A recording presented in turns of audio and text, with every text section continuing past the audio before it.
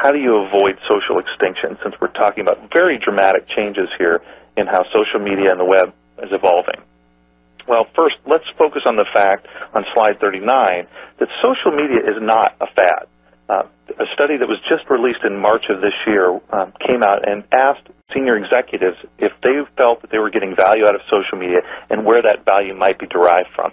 And as you can see, 84% of executives said that their social campaigns had actually increased in a measurable manner the effectiveness of their marketing and sales efforts.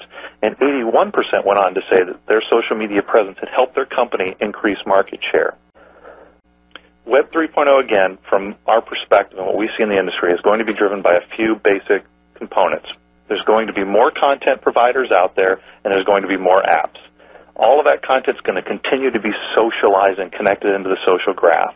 You're going to see that mobile domination of how consumers interact with the content, and they're going to continue to request and expect cross-screen experiences. And you're going to see a polarization of technologies into HTML5-based applications and Apple's iOS apps. And then what does it take to really, really win? The key components of being successful in social media and in the web of the future is to have excellent content, and not just your content that you want to push to your customers and consumers. We really highly recommend that you find ways to engage around their content, letting the consumer be part of the dialogue, sending in their thoughts about your brand to you and to their friends. And then making those connections. Make sure that you've integrated the social graph into your website. Make sure you've integrated the social graph into your Facebook, Twitter, and LinkedIn strategy. And then thirdly, engage.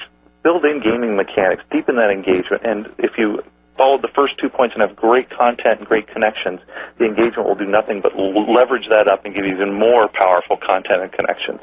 And then, as we've said ad nauseum, all screens are important. You need to be thinking well beyond most of the current technologies of today that are very desktop, laptop-centric, and be thinking more about all screens.